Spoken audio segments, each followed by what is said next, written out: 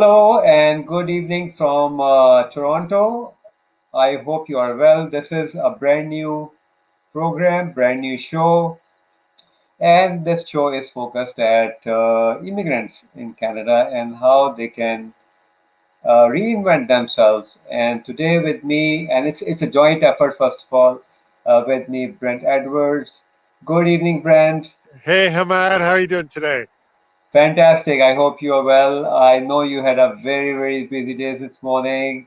Uh, Yes, Yeah, so it's good to it's cool to be online live on Facebook and LinkedIn and YouTube, yes, and hopefully absolutely. we'll have some questions coming in too. We already have two questions on which I will share with you. So Wonderful. very briefly, for those who are joining in, this program is an initiative that Brent and I both took. We had been speaking about it. Um, Brent is very local. He was born here and he lived here throughout his life. Um, I am technically a new immigrant, but I also spend a lot of my time in Canada and North America, and well, Brent understands it more, but I also understand what the job search dynamics are and how immigrants suffer when they come in. And three major countries um, uh, that have got the biggest number of immigrants in Canada is China, India, and Pakistan. And all three countries have their own style, their own way of living, their own culture. And the biggest thing people miss when they come here is their social capital. And that's where Brent role comes in because he is an expert, a known expert, a recognized expert in networking and helping businesses. His day work is at Ontario Chamber of Commerce, which really gives him a fantastic age. And me, a lot of people know me because it's mostly my LinkedIn family, Hamas Siddiqui. I also help people network and find opportunities through LinkedIn. So this is very briefly what it is, and the show will be focused, and it will be every fortnight, Thursday evenings every fortnight, and we will only talk about how immigrants um, can be helped through our small chats and discussions in their journey when they land in Canada, their career journey, let me put it this way. So, Brent, very briefly, how do you feel about this Oh, show? yeah. No, absolutely. So, yeah, but Hamad and I met through networking. Um, my passion project is Brent Canada Experiences. So, what I do is I focus on helping newcomers with the number one challenge around is reestablishing their career in Canada, which is a lack of a professional network. So really happy to collaborate with Hamad on this initiative on our podcast, the Career Welcome Mat Network podcast. Um, I think there's a lot that between he and I can do to help out newcomers, people who have been here essentially less than 2 years. And really, it's a lot of what Canadian business culture is, the nuances, things people struggle with. Yes, I was born in Canada, but I've moved around. I was uh, born in Quebec, in Montreal. I've lived in Windsor. I grew up in Vancouver. When I moved to Toronto back in the late '80s, I didn't know anyone. The only person I knew was my sister in Hamilton. So I had to build my network from scratch and start as a newcomers here. There's a lot of regional differences across Canada, and I know during the pandemic, it's really hard for people to get out and understand the business culture and how people make decisions and how people connect and how decisions are made and how deal with change when you can't meet with people in person or travel within Canada. So anyway, looking forward to having our podcast, answering your questions, and doing what we can to accelerate your finding the career that you desire or the business that you want to start in Canada. Yes, and we will keep it very targeted. It will be very targeted, as slowly as we will have more community joining us. We will address those questions that people come up with. So. Yeah, this is great. The, and today's show is about pre-arrival, and we will keep touching upon these like smaller topics and smaller portions later on also. But today we thought let's start right from the very beginning when Yes. somebody receives the document. The excitement is sky high, and you are trying to kind of wrap up and move into a new country, and you're very excited. Not many people, Brent, actually have not many people travel to Canada before they land in Canada.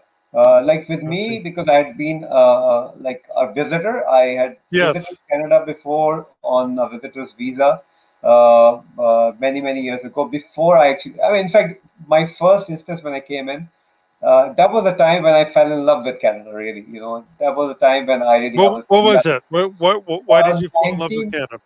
So I actually, it's an interesting story. So one of my colleague from Pakistan, from British consulate, he migrated to Canada. I mean, Canada, of course, I'd been to the US, but never been to Canada, an unexplored territory. So there was an opportunity for me to go to UK for some business, and then I was coming to the US, and I had like a 1 week vacation in between. And I thought, Okay. why don't I explore Canada also? And Okay. applied for visa. I got the visa, no issue. Then I called this friend of mine. His name is David Turner. I called him up. I said, David, I've got the visa. I'm planning to come. He said, yeah, please come. So where should I come? So mostly, I mean, now things have changed, but I'm talking 1993. At that Yep. time, Canada was only Toronto. So anybody coming from that part of the world, from South Asia, would think Toronto is Canada, which Interesting. still is. Because of course, I grew up in Vancouver, Yeah, and we had a large South Asian community that I yes, grew up with and went to school with. yeah, The other end of the country. So yeah, it's interesting to hear your perspective. yeah. So he said, well, buy a ticket to Calgary. I Okay. said, yeah, Calgary. And then I looked at Calgary and, okay, fine. I told my travel agent to get me a ticket to Calgary. He gave me a ticket to Calgary, landed in Calgary, beautiful landing. Yep. Lufthansa was the airline. And so David and David's wife and little Andrew, the son, were waiting for me. Uh, Yes. came out. We all sat in the car. He started driving, and we kept driving for more than an hour. I said, "Where the hell are we going?" And he said, I "I can live guess. outside Calgary. I live in I know. Canmore." Oh, he lives in Oh, Canmore is Canmore. a beautiful spot. Think about it. Somebody who lands in a country for the Yep. very first time, and he has the Yes. opportunity to explore Rockies right away. Oh, Canmore's beautiful. We were there a Yeah, couple summers ago. So, yep. yeah. So Canmore, Banff, and Yep. all those areas. Emerald Lake, Lake Lake Louise. Louise. Yep. Oh yeah. So not many. I mean, at that time, not many South Asian would go to those places, right? And so the environment, people, and people in Calgary and those places are different from people in more cosmopolitan cities, which is Hmm. natural thing.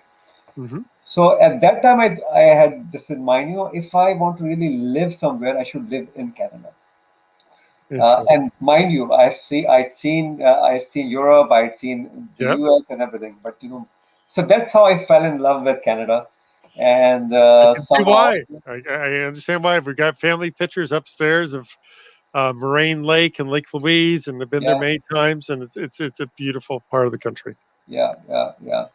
So we have people joining in from Facebook, but I see mostly comments coming in from Facebook. I So don't see. it's Uh, interesting. I don't know why. It says some destination won't get comments. I don't know what's the reason, but But it's interesting what you said, Hamad, about where you ended up in Calgary. And I guess I follow some of the Facebook chats and some of the LinkedIn chats, and I see a lot of potential immigrants looking for advice.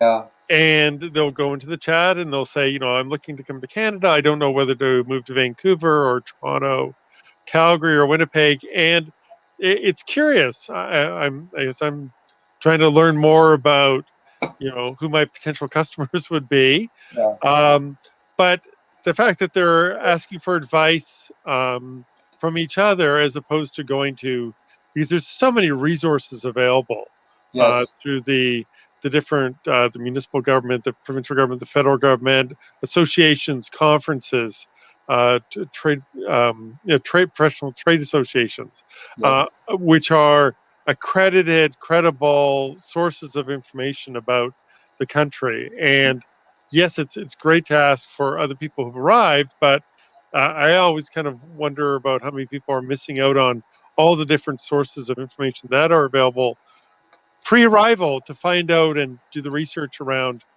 which places to actually land. Because starting your career in Calgary versus starting in Toronto, I mean, if you're looking to start if you're in financial services and banking, the odds are you'll probably want to start in Toronto. Yeah. If you're involved in the energy industry, especially the oil and gas patch, or you're a geologist, like, you're probably going to look at Alberta. And it's a huge influence on your future where you choose to live in the country. Absolutely, I fully agree with you. And you see, when people come in, and I know we have Hamad, and Hamad is a dear friend. He lives in GTA. So he's also technically a newcomer, not very.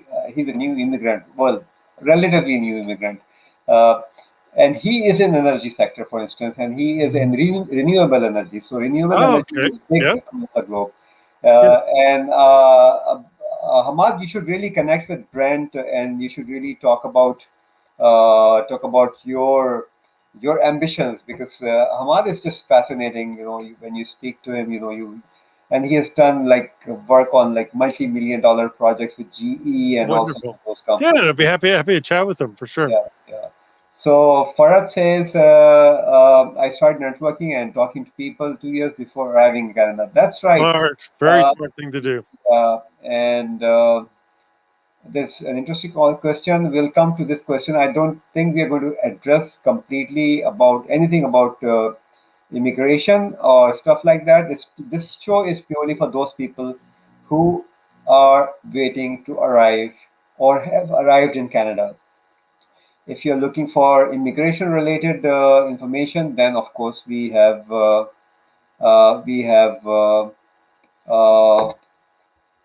you should really be looking at some other options. This is I'm just sharing. Yeah, I've just shared um, the website. If you look Yeah. at this website, this will give you pretty interesting information. But again, the thing is that people who have the document, they are or the approval, they are coming here. Hmm. Often, what happens is that they do not really understand.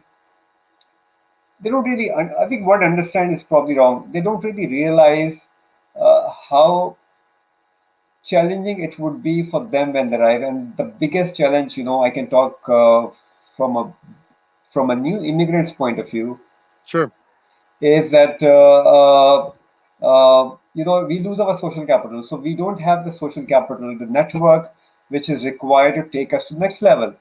And the other thing they don't realize is that Canada is a market for recruiters. And if you have the network, then it works much more easier, be it like starting a business, who you talk to.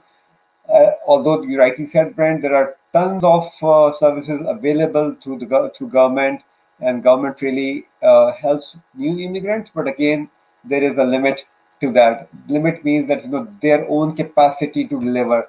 Whereas True. organizations such as Chamber of Commerce, business clubs, and associations Hmm. are more, I would say, on the forefront in kind of developing that one-on-one opportunities. I mean, anything you want to add to that? Yeah. So I guess what I've noticed in terms of working with newcomers is part of the challenge is the actual way that networking is done in Canada versus where a lot of the newcomers come from. And part of it is also, I guess, the speed at which relationships are built. Um, some of the people I've talked to who've come from India, Pakistan, so South Asia, have commented that the ones who are coming from cities, that the pace of life here is actually a bit slower, um, and that some of these relationships take longer to build. So I think some parts around patience, um, but it's also there's some key skills that are, almost as important as your credentials. So many newcomers have gone through a very rigorous evaluation process to be able to make it to Canada, and I applaud them. They've moved, halfway around the world to get here, but it is some of those soft skills and nuances, things like small talk, and understanding idioms and local phrases, and the ways that business people in Canada connect, um, which are there's similarities to maybe where they've come from, but there are enough differences that they might stand out in a way that they don't want to. So I'd really encourage them to work with people and connect with established Canadians to understand some of those differences and unwritten rules that they may not be aware of. Yeah, Um, yeah, so those are some things that they need to really look out for. Which uh, I had someone made an expression about, in terms of the credentials. They said you may be an amazing swimmer, but you need to be able to get in the water for someone to see how well you can swim. And a lot of absolutely. that is like with an interview. So you may have all the credentials, you may have terrific education, which helped you get in the door to come to Canada. However, some of these soft skills, some of these people skills, you need to demonstrate in order for people to learn and understand how much more that you can contribute. And those are some of Absolutely. the things that aren't normally covered. Absolutely. And just to give you uh, uh, kind of a funny perspective on how things change as soon as you are here and you're looking at things from a very Canadian angle. So, for instance, uh, in South Asia, turn signals are called indicators. Car turn, your turn signals Yep. in your car Yep. are called indicators. So you Yes. come here and you are appearing in your driver license examination, and you don't know what is the difference between an indicator and a turn signal. Yes. You're stuck. So, and these are like shift. We call it gear. In this part of the Yes. world, it's called shift.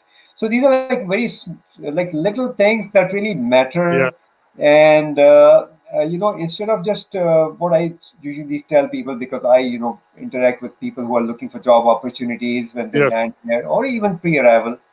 And there's a question from Farat also. I'll just show that question online. Uh, is your ability to speak the same lingo? Lingo. Lingo. And Yes. yeah, it is not difficult. It is not difficult. You have to interact with people, Yes. because Canada is a country where there is, well, tons of immigrants. You go to, Yes. you will find, and often you don't even need to speak English. If you are in some parts of GTA, for instance, you go to Brampton, for instance, you would be okay if you speak Punjabi or Hindi or Urdu. So you can do your shopping, you can go to the bank and do all your things without even speaking a single word of English, um, because a lot of well, 90% employees in those branches and service places are Indians or Pakistanis or Bangladeshis. But that does not mean, so if you live there, that does not mean that you don't have to kind of find out exactly what the local lingo would be. So you Yes. have to read a lot, you have to listen a lot, you have to be Yeah. able to speak that language, be able to understand that language also. Yes. It's uh, it's yeah, the lingo, so the idioms, the yes, sayings, the expressions. Some of it's also because if you're new to the country, some of culture is movies and yes, music and historic events and geography, which you wouldn't have known. So if I was to go to Karachi, yes, and my limited knowledge of the subcontinent's history, I would probably I'd run into all kinds of trouble right away. yes, Um, but I think it's some of it's what to do, but it's also why. Why do Canadians like? Why do we say we're sorry all the time? Like, especially in Toronto.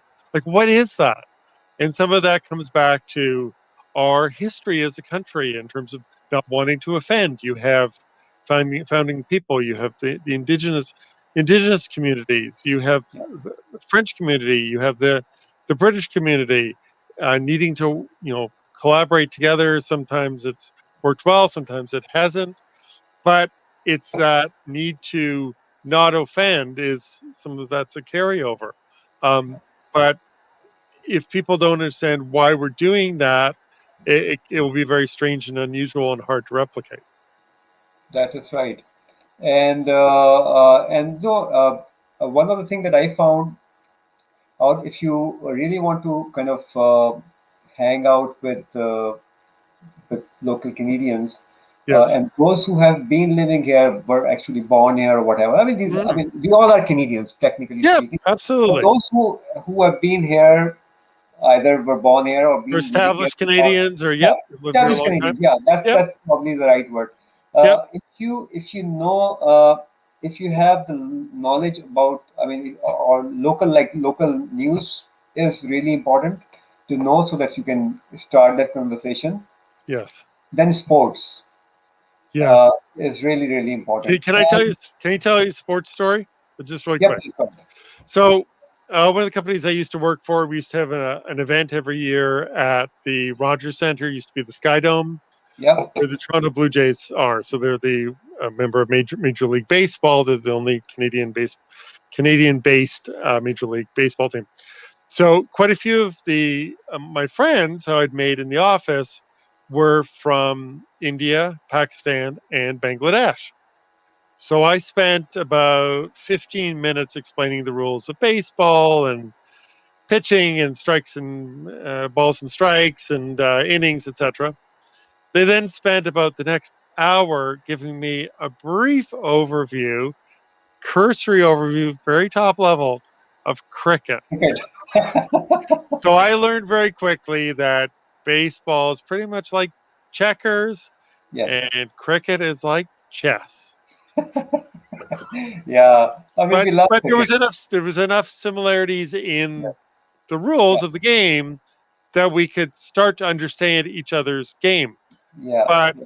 cricket is much more complicated. And baseball has its intricacies and they're big into statistics and but cricket was that was an education It's a for me. 5 day game. It's a 5 day. Technically speaking, the real cricket, the Test cricket, is 5 day game. So you Yes. play like starting at 10 a.m. You go on to until like 5 p.m. for 5 days. So that's Yeah.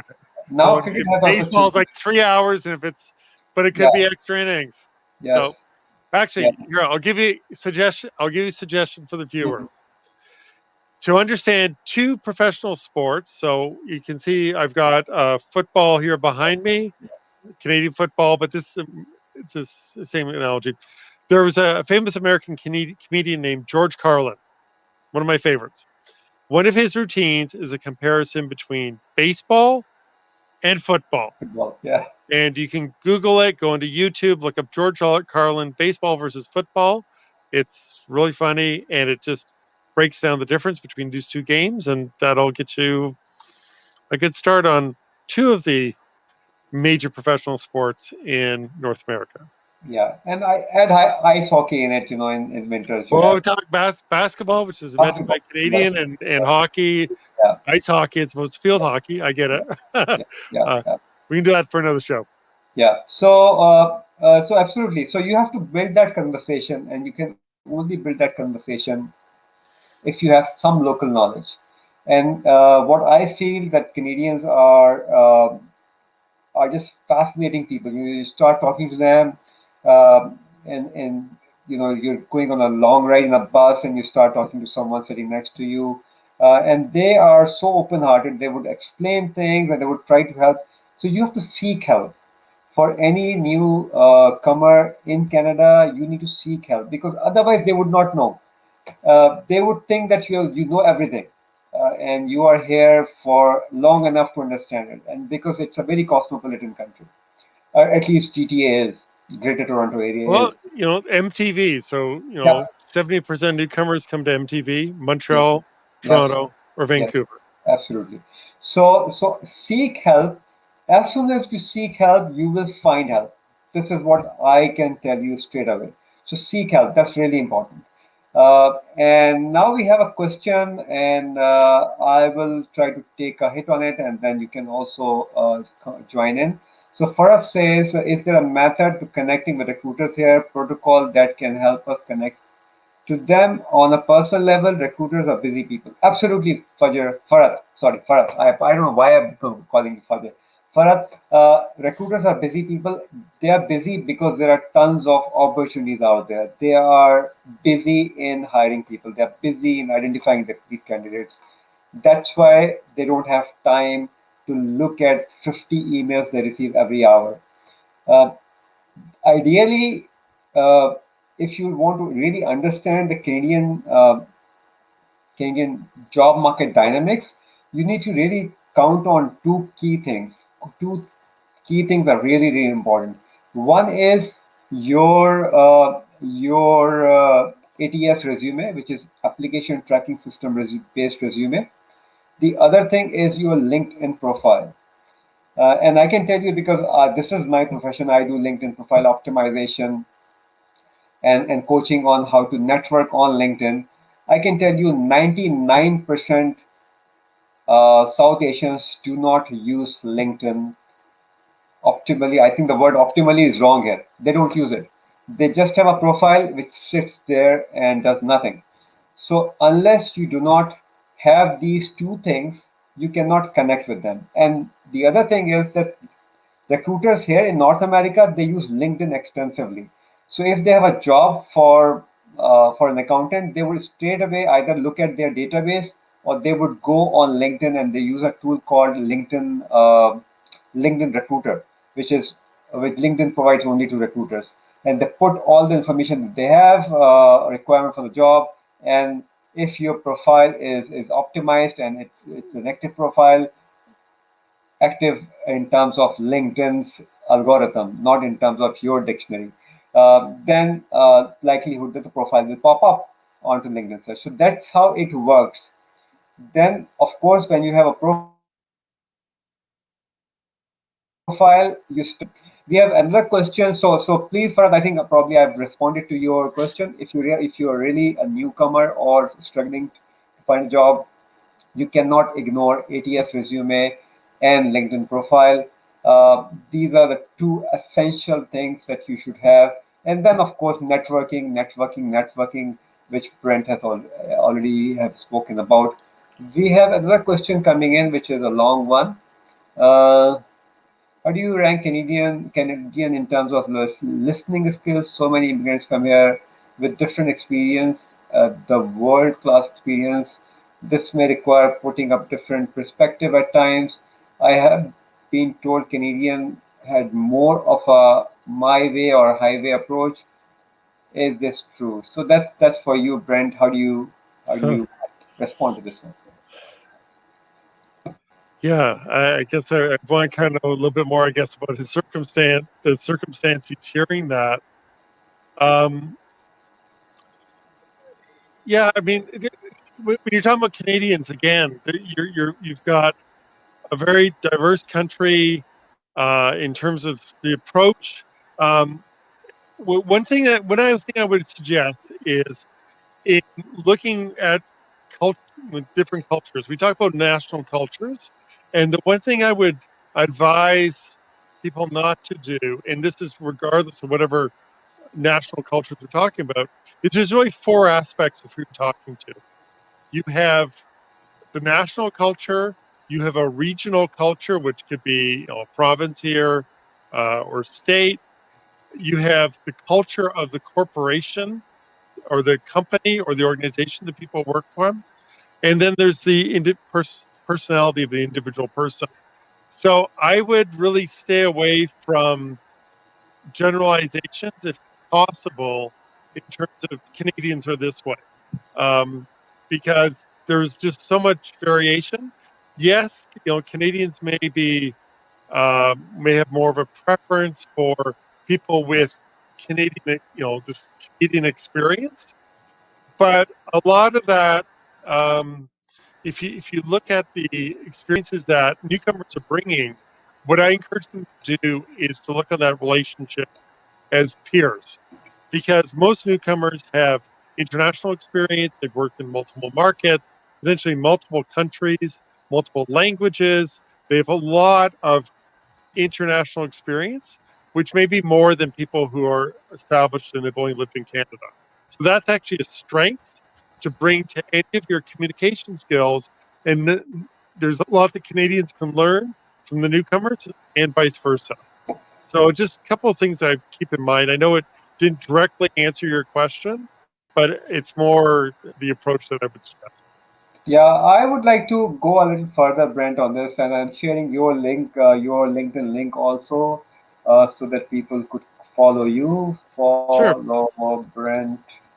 And Uh, send me if you're gonna. One thing I would suggest, and kind of Hamad was talking about this, mhm. is if you are connecting, personalize the note. Personalize the note in terms of Yes, why we need to connect. That's yes, really important. And it's absolutely. just a habit to get into. Always personalize your note in terms of Yeah, how we met, how we, what our connection is, why we should connect. absolutely. I fully agree with you, Hamad. The short answer to your long question is build that relevance. If you can build that relevance, then people will listen to you. If you don't build that relevance, then it will be very challenging. And the process always starts with, why should somebody listen to you? And that process starts with that creating that interest in your conversation. A lot of people don't have that like elevator pitch that we call it. We hardly needed it, and all of a sudden you need an elevator pitch. And that elevator pitch could be a question rather than you telling them something, ask a question. Because asking a question is a really, really interesting, engaging technique. No, absolutely. The number one advice, well, yeah, two words. Keep in mind: curiosity, in the camera here, and Yeah, generosity. yeah, So curious about other people, and be generous in terms of how you can help them. And eventually, it's all a matter of reciprocation. And eventually, they may be able to help you. Just don't know when. It may not be that afternoon. It may be not the week. That may not that year. But it's all based on reciprocation. It's just there's no timeline on that reciprocation. that's great. So we are already 35 minutes in the There's so much session. to there's so much to cover, Ahmed. We've got a lot of there's so many topics we could cover, and there's so much Yeah, we both want to do to help. So we are only warming up. we're gonna have to do this again. Yeah, every fortnight we will come back, So Brent, Fortnite. There's another idiom. So I suspect fortnight means every 2 weeks, right? every 2 weeks. Yes. Okay, Yeah. so I think. Fortnite, Yeah. that's more. We've watched. I used to watch a lot of British TV shows, so Right. I know that's how I know Fortnite. But Yeah. anyway, Every you two make. weeks. I'm gonna hold you, Hamad. You got to hold me accountable too. If I'm using idioms or expressions Yes. that don't translate, don't make Yes. sense, you got to Yeah. watch it for me too. Okay. Absolutely. I mean, I would probably understand it, so it will be difficult for me to catch you. But That's see, okay. this is just a perfect example of how you can kind of say something which people would not understand. And it's a human psyche that if somebody doesn't understand it, the immediate reaction is to kind of, you know, stay away from that particular thing. So this is what But I say. it can get you into trouble Yes, if you let it go too much. Now, Google's yeah, wonderful yeah, to find out, but you don't want to if you're running into situations where you're having conversations and yeah, you're not you're yeah. missing some of those expressions. Look them up, find out what they are. Yeah, and I tell you last quick thing, when so that like 20 years ago, 21 years ago, I was looking for a job and I came here and I went to a recruitment agency. I mean, I kind of cleared everything and the guy who there, the representative, he said, the agent, they said, are you bondable? Are you And bond? Oh, can you be bonded? Okay. yeah, Yes. so I had no clue what he was talking about. I don't want to sign any Why would you? bond. Yeah, Uh, exactly. no, no, no. I'm not talking about signing any bond. Yeah. Then he explained it to me. So these are the things that coming from South Asia. Uh, it Rules, regulations, Yes, laws, they're all, there's similarities, there's differences, and there's some of that context that make things confusing, yes. for sure. And in the first few months or maybe up to a year, do not hesitate in spending money to learn things, because if you're spending money to learn something, that's going to save you thousands and thousands of dollars later on. So believe me, those who do not get their LinkedIn profile done, those who do not work on their ATS resume, those who do not network, those individuals who wants to start a business, they don't take membership of like Chamber of Commerce or business clubs, they suffer, and that suffering is actually the cost that they will have to bear. So with that, uh, Brent, thanks for your time, Thanks, Ahmad. and uh, Thank you, we viewers. had uh, we had a decent you know family around us on LinkedIn and Facebook. I'm not sure how. I think questions coming from Facebook were more on the kind of immigration side of it, but hopefully those who are in the process would come in. But on LinkedIn, there are people who have joined us and have asked questions. So thank you everyone for joining in, and please come back. I'm going to announce it as the way I announced it. Well, not I, Brent and myself both announced this thing. Yeah. The same title of the show will be in 2 weeks' time, same 6:30 p.m. Canada Eastern Time, and we will continue this discussion in a very informal way.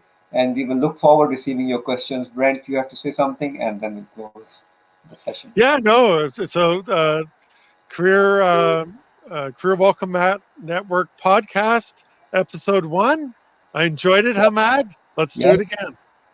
Thank you very much, and bye bye from Toronto. I'm taking you off screen, Brent, now, and here you go. All right, friends. So thanks for joining in again, and a bit of branding.